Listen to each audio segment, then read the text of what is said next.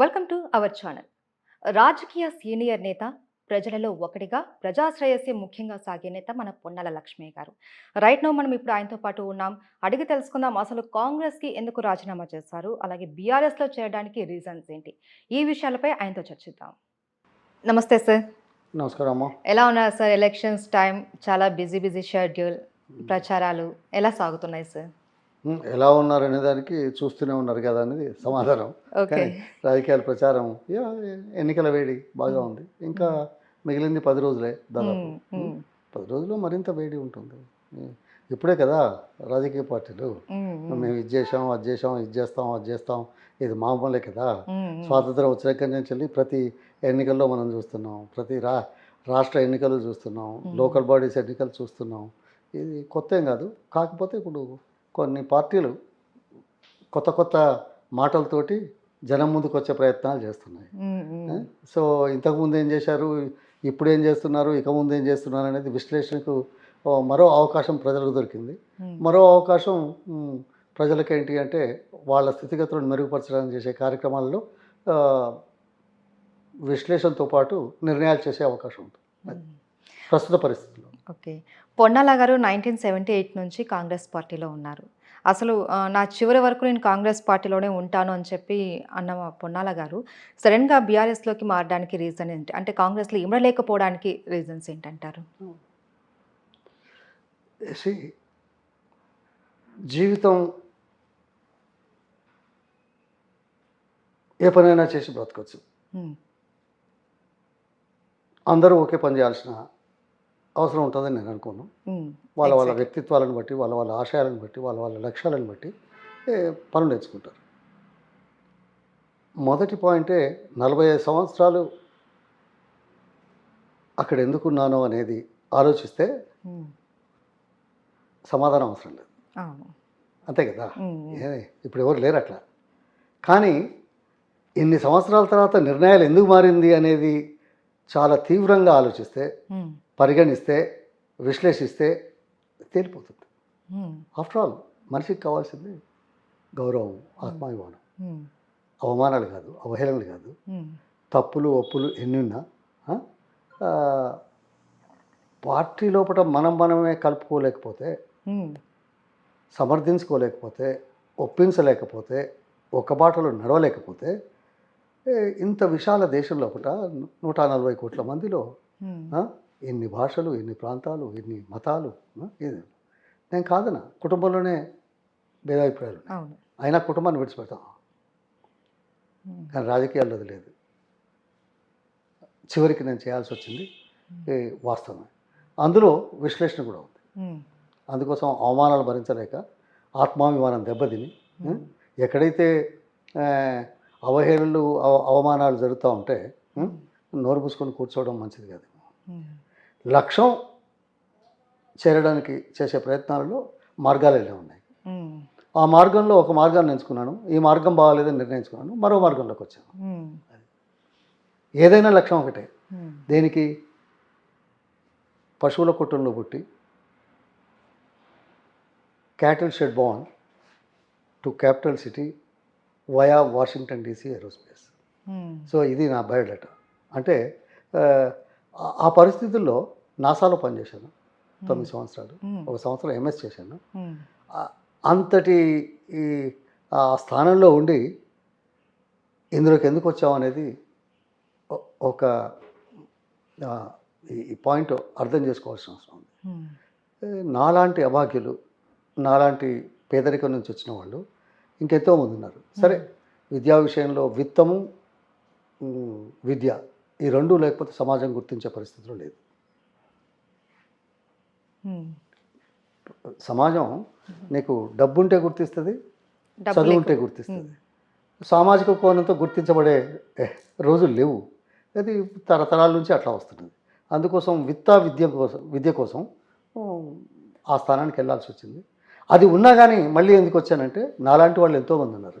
నేను ఏదో అదృష్టవంతుని, భగవంతుడు దయదాల్చాడు, ఏదో టాలెంట్ ఉంది కాబట్టి. ఇంకొకటి, ప్రతిభ పుట్టుకతో రాదు, ప్రతిభ సాధనతో వస్తుంది. సాధనకు సమాజం సహకరించాలి, కల్పించాలి అవకాశం.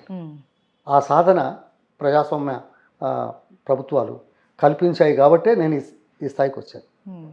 అదే మరింత ఎక్కువ మందికి తీసుకురావడానికి చేసే చర్యలో నేను 3 అంశాలు ఎన్నుకున్నాను. గ్రామాలలో వ్యవసాయం పెద్ద వృత్తి. వ్యవసాయం మీద ఆధారపడ్డ వాళ్ళు ఒకళ్ళైతే చాలామంది నిరక్షరాస్యులు, నిర్భాగ్యులు, డిప్రైవ్డ్ పీపుల్ ఉద్యోగాలు లేకుండా ఉన్నాయి.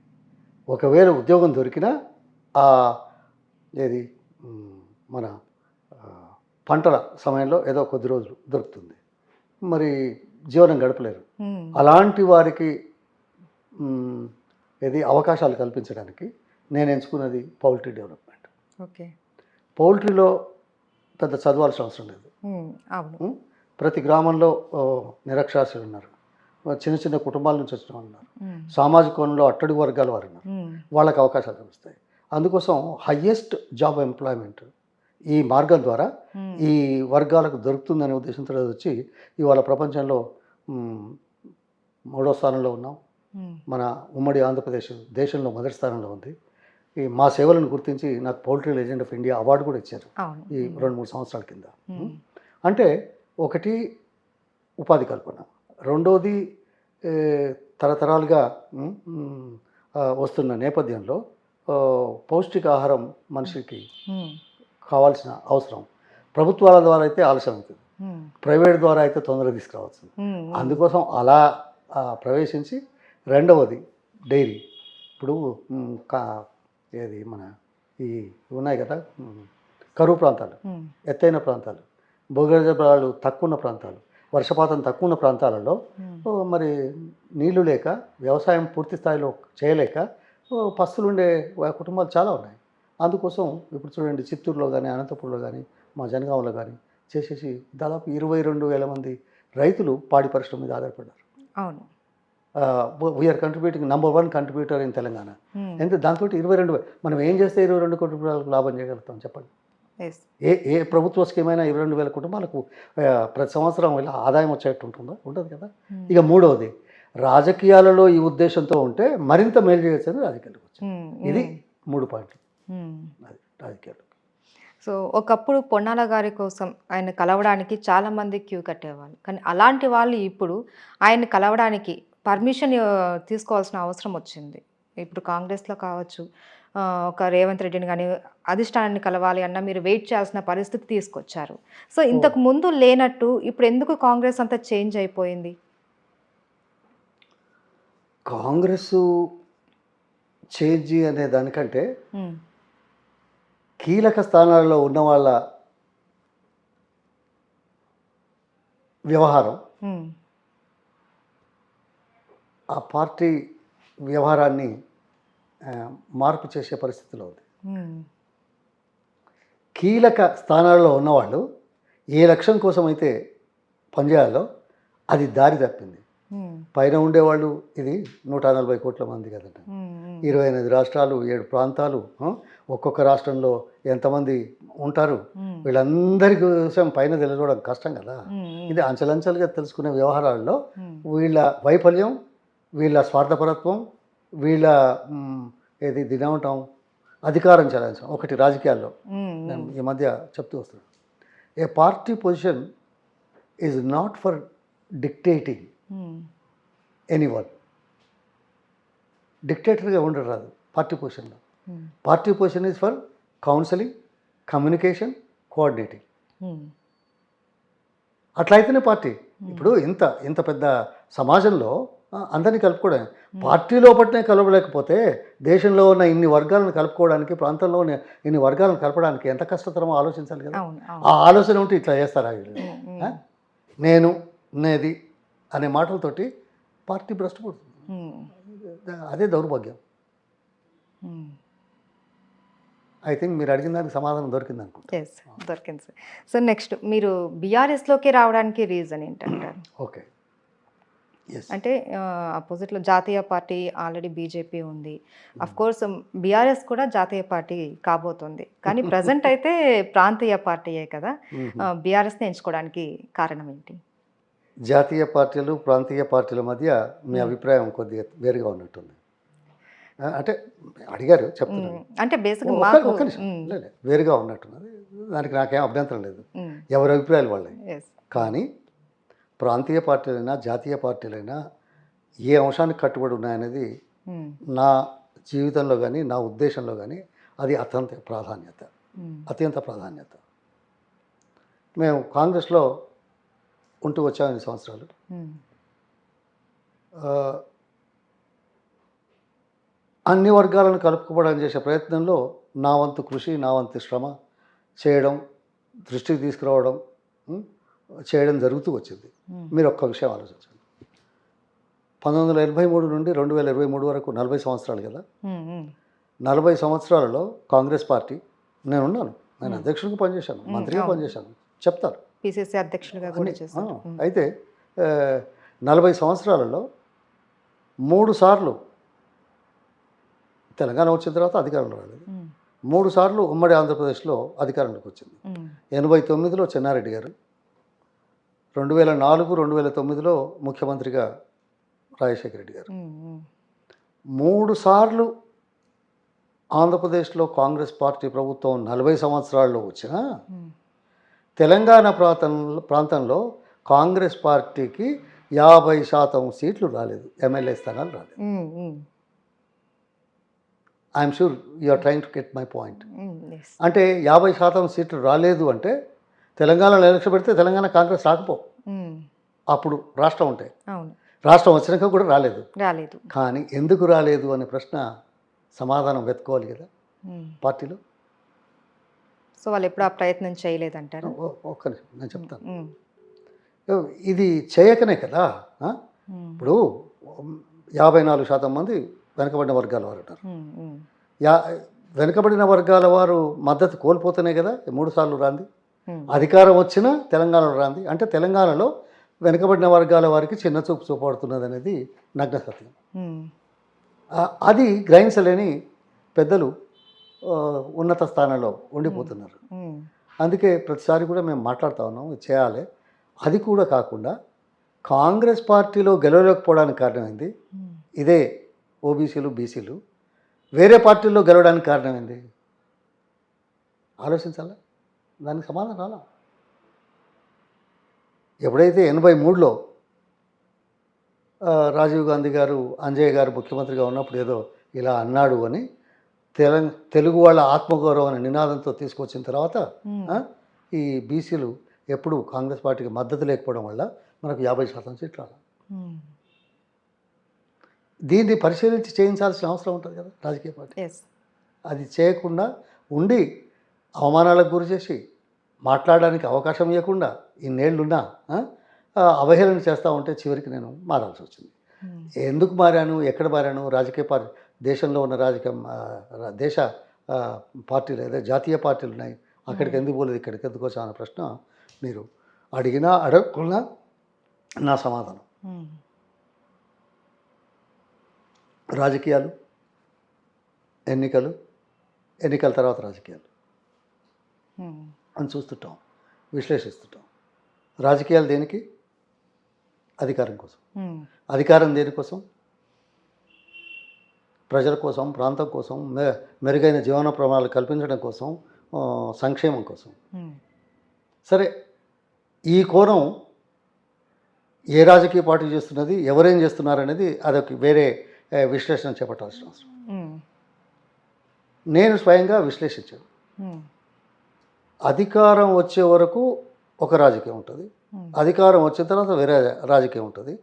సరే, చెప్పొచ్చు, చెప్పకపోవచ్చు, చెప్పినవి చేయొచ్చు, చెప్పకుండా చేసేవి కూడా చాలా చేయొచ్చు, ఇవన్నీ ఉన్నాయి. కానీ మొన్నటి 2 ఎగ్జాంపుల్ చెప్తా. మహిళా రిజర్వేషన్. మీరు మహిళలు ఇన్నాళ్ళకి ఏదో రిజర్వేషన్ అనే పదం వచ్చింది, అవును, పార్లమెంట్లో బిల్లు పాస్ అయింది. ఆ పాస్ అయిన దానికి కూడా ఎందుకైందో కూడా చెప్తాను.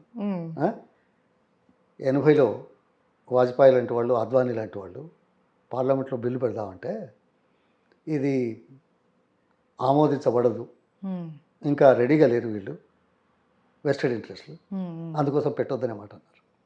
అది రాజకీయం.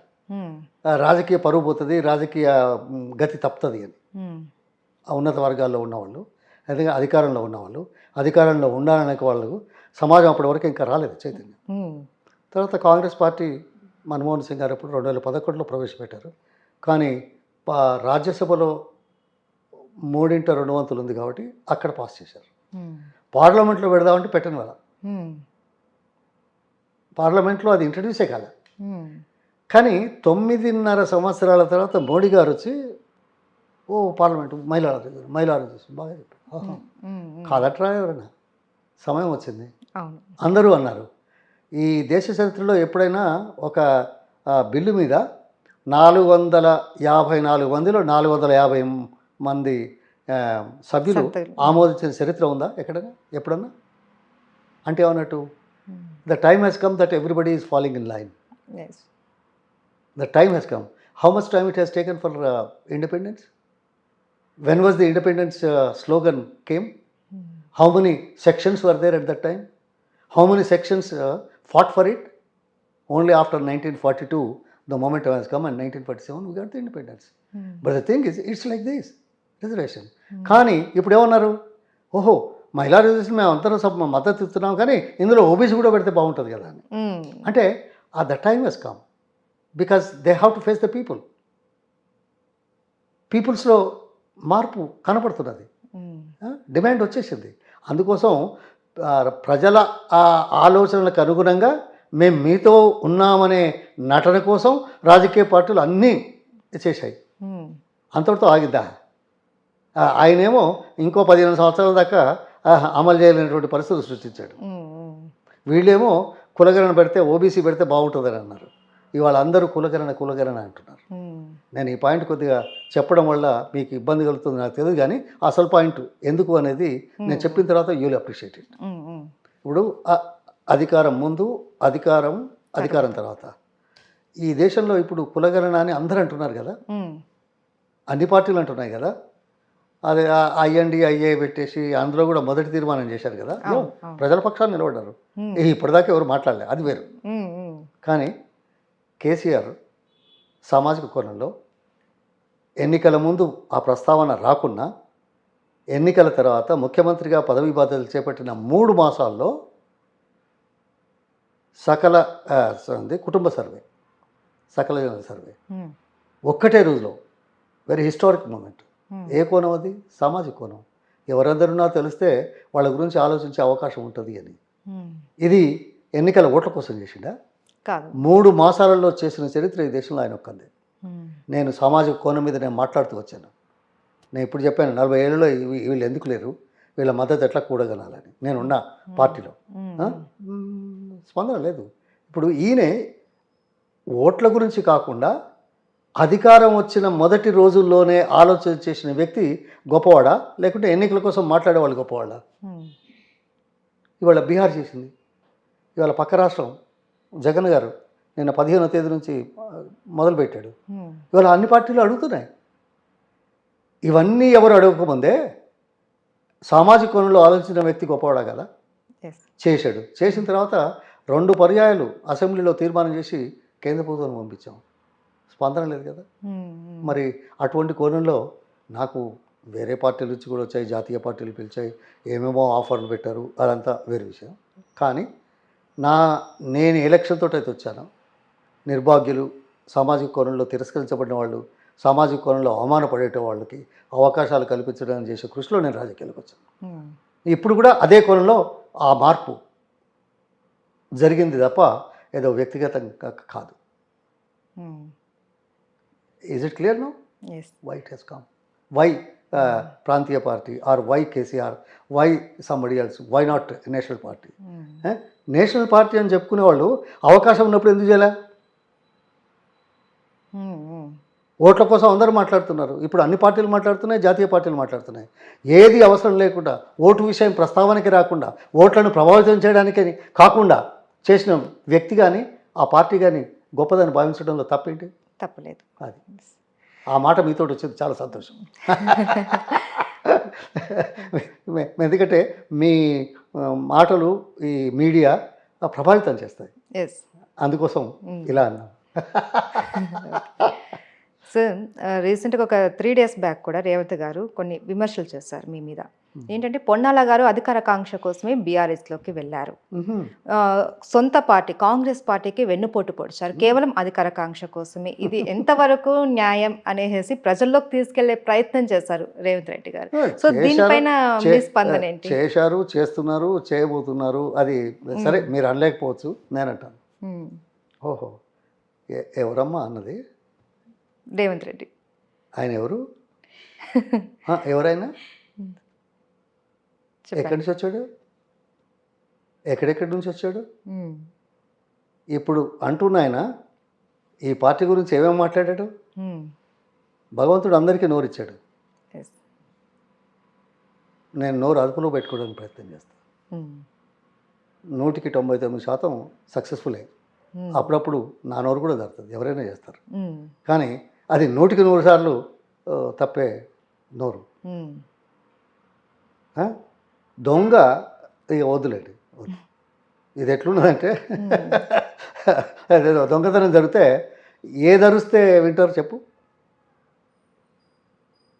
ఉమ్, ఏదో మనం కుక్క గాడిదే అని, గాడి ధరిస్తే ఏమవుతుంది? గాడి దీపం అవుతుంది. అవును, కుక్క అరిస్తే అవును దొంగలు పడ్డారు. దొంగలు పడ్డారు అని అంటే. ఇప్పుడు ఎవరో మరి నాకు తెలియదు, మురిగేది. ఇప్పుడు మురిగేది ఎవరో నాకు తెలియదు. ఉమ్, ఆ?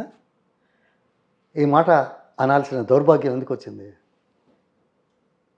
ఓకే, ఛాలెంజ్ చేయొచ్చు, మాట్లాడలేం. మాట్లాడేవా? 1.5 సంవత్సరాలు పార్టీలో జాయిన్ అయ్యే ముందు 2 మాసాల ముందు నా దగ్గరకు వస్తే 5 గంటల 45 నిమిషాలు ఉమ్, లంచ్ తిన్నాడు. ఎక్స్ప్లెయిన్ చేశాను పార్టీ కార్యక్రమాలు ఉమ్, జరిగేది. 88 నియోజకవర్గాలు చర్చించాం. ఉమ్, ఎందుకోసం? రాజకీయ విశ్లేషణ అవసరం కాబట్టి, ఉమ్, పార్టీ మారుతున్నాడు కాబట్టి. పిసిసి ప్రెసిడెంట్ అయినా నా దగ్గరికి వచ్చాడు, అదే రకంగా మనం మాట్లాడాం. నా సూచనలు సలహాలు చెప్పాను.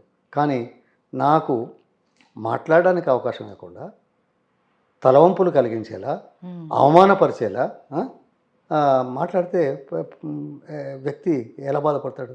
ఇదంతా ఆత్మానుభవం కోసం కదా. ఉమ్, ఉమ్, మనం ఏం చేస్తాము, ఏం సాధిద్దాం అనేది రెండో అంశం. మొదలు వ్యక్తికి ఒక మనిషి జీవితంలో 45 సంవత్సరాలు చాలా తక్కువ సమయమా? నువ్వు వచ్చి ఎన్ని రోజులైంది? ఈయన వచ్చి ఎన్ని రోజులైంది? ఎక్కడి నుంచి వచ్చాడు? ఏం మాట్లాడుతున్నాడు? దానికి సమాధానం చెప్పుకునే దౌర్భాగ్య పరిస్థితులు ఉండకూడదు. ఆలోచించాల్సిన అవసరం ఉంది. వీఆర్ హెడింగ్ ఏ నేషనల్ పార్టీ. 4 కోట్ల మంది ప్రజానీకాన్ని ఏకతాటిపై తీసుకురావాల్సిన మనిషి. వర్గాలను భిన్నం చేస్తూ తనే అనే మాదిరిగా చెలాయించే పరిస్థితుల్లో ఈ గుణపాఠం కానీ ఇంకేదో దెబ్బ అని ఇంతకంటే ఏం ఉంటుంది చెప్పండి? ఇంతకంటే ఏమైనా ఉంటుందా దెబ్బ?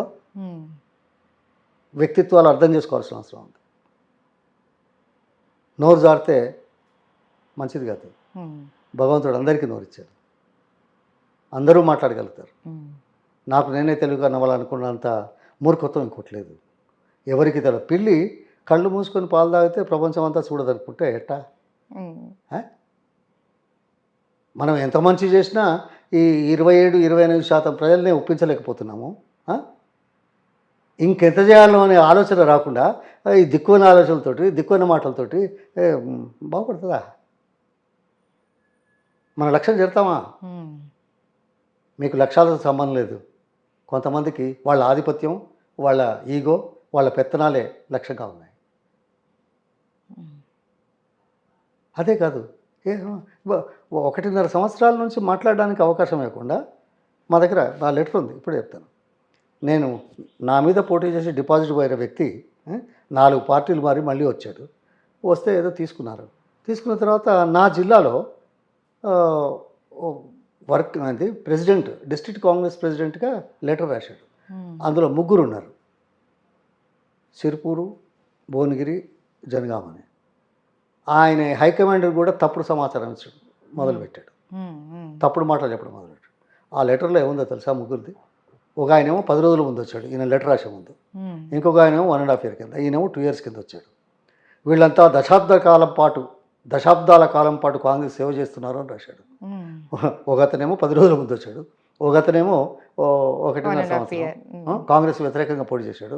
ఈయనేమో 4 పార్టీలు మారి 2 సంవత్సరాల కింద కాంగ్రెస్లోకి వచ్చి బీజేపీకి పోయినాడు, ఇంకేదో పార్టీ పోయినాడు, ఇంకేదో పార్టీ పోయినాడు. ఆయన వస్తే నువ్వు దశాబ్దాల కాలం పాటు అని అబద్ధాలు రాయాల్సిన ఆ, చరిత్ర నీది. అబద్ధాల కోరు రేవంత్ రెడ్డి. అంతేనా? ఏం చేశాడు తెలుసా? అక్కడ హైకమాండ్లో ఖర్గే గారు నాకు 1990 నుంచి తెలుసు. మొదలు 90లో నేను మంత్రిగా ఉంటాయి. కర్ణాటక, ఆంధ్రప్రదేశ్ రాష్ట్రాల విషయంలో ముఖ్యమంత్రులు నన్ను కలిసి వాళ్ళతో మాట్లాడుకునేవాళ్ళు. అందులో వారు కూడా ఉండే ఆ సైడ్ నుంచి. అప్పటి నుంచి బాగా పరిచయం. అటువంటిది ఆయనకు ఈయన పోయి, సార్ మీరు ఏఐసిసి ప్రెసిడెంట్ అయిన తర్వాత ఫస్ట్ మధ్యప్రదేశ్ పోయారు, రెండో మీటింగు నేను ఇక్కడ తెలంగాణలో జనగాంలో పెడదాం అనుకున్నాను, లక్ష్మయ్య గారు సహకరించలేదు, వద్దన్నారు అని ఆయనకు అబద్ధాలతోటి ఫిర్యాదు చేస్తారు. ఇప్పుడు ఎవరైనా వెరిఫై చేసే అవకాశం ఉంటుందా? యూనో ఎప్పుడైనా బయటపడకుండా ఉండదు. ఇంకోటి, అందుకే నేను ఆయన ఎవరు ఆ ప్రతాప్ రెడ్డి ఆయన డబ్బులు ఇస్తాడు, పార్టీ వ్యవహారాలు నడుపుతాను అని చెప్పి చేశాను అని చెప్పి ఇంతటి దౌర్భాగ్యం. ఇక ఇప్పుడు వేరే ఉంది, ఇంకా అబద్ధాలు మాట్లాడింది చాలా. సో ఒక వ్యక్తి ఆ స్థానంలో ఉన్నాయని ఇలా ఉన్నాడని చెప్పడానికి మాత్రమే చెప్తున్నాను. ఇంకా చాలా ఉన్నాయి.